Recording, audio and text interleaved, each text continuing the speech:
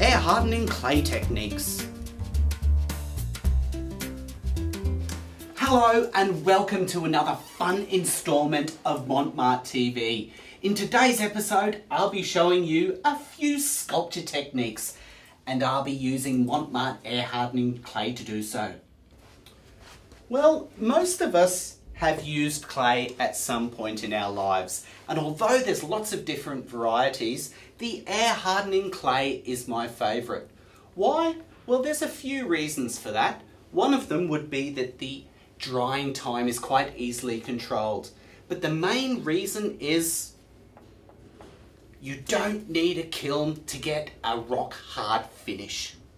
Air hardening clay also holds fine detail beautifully, and the sculptor doesn't have to make allowances for parts that may fail in the firing step. For example, if this elephant here was to be fired with conventional clay in a kiln, the ears would have to be about 7 mils thick, and that would totally ruin the general shape and form of the sculpture.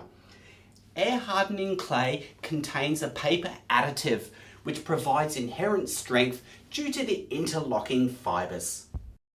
Clay tools. Clay has been used since man first walked the earth, and regarding tools, the first used were hands. Now, while still in vogue with sculptors today, we now have the luxury of clay tools to help us in our artistic endeavours. A comprehensive set of clay tools like this is a worthwhile investment and makes the process of working clay a lot easier and I think more rewarding. So I'll give you a little bit of a rundown on them. Mont Marte have 4 kits: the pottery tool kit, the clay tool set, the mini modelling tools and the single end tools. Obviously you'll need to experiment to see what each one does, but they all have a specific job and create a different mark. For example, the single end tools feature a ribbon fitting on the end, and that is designed for removing clay without traumatizing the surrounding clay. The mini modelling tools are fantastic for sculpture. You get 10 pieces, but they have a different profile on each end.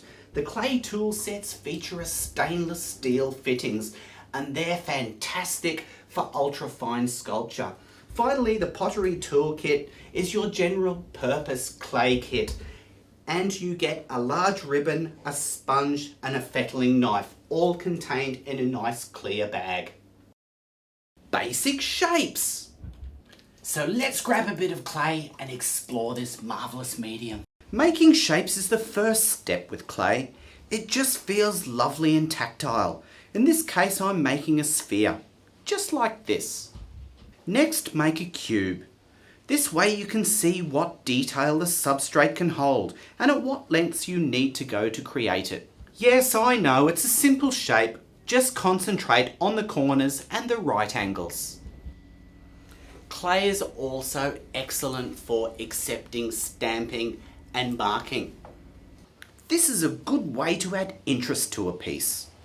Clay cuts quite cleanly too. Try using a sharp edge to create flat shapes. So let's make some sausage-shaped cylinders. And as you do this, feel how much pressure it is required to make them. Accustom yourself with the elasticity of the clay. Stone Age man made pots, baskets and furniture with this technique. Some of them as big as a man with giant sized sausages. So let's make a little trinket box. I'm making the sausages about the thickness of a finger because I'm just creating a small dish. Lay them all up together roughly and join them up as you go. Feel how sticky the clay is. So just create the sides of our trinket box in a circle. Feel how much body the clay has as you manipulate it. Push and pull the clay into position until you're happy. Besides making round pots with clay sausages, you can also create objects with flat slabs of clay. Roll out your clay with a rolling pin or any cylindrical object and then cut it to the required size. So let's make a base and lid for our trinket dish. I'm using a sharp edge to cut out the shape I want. Joining! So once we have our slab cut to size, this brings us to another technique, and that is joining. And the best way to join is rough up the two surfaces and then put a little bit of a slip, which is just some water or runny clay. I'm joining the false bottom to the lid, again roughing and using slip. Smoothing. You'll see it's a little bit rough where our sausages have been joined. Just take your finger and smooth it off like that. Just move around the whole trinket dish. After smoothing, if you add water, you can achieve a glassy smooth finish. So you can see the more water I add, the smoother the surface of the clay.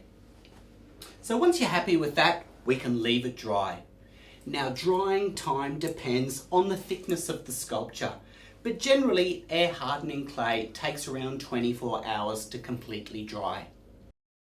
Preserving your clay.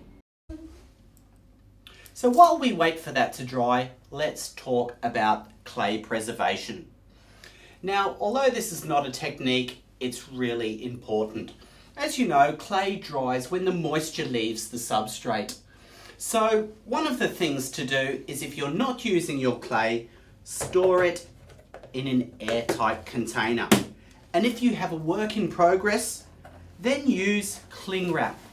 Cover the work and cover it with a tea towel. That clay will stay moist indefinitely. Painting!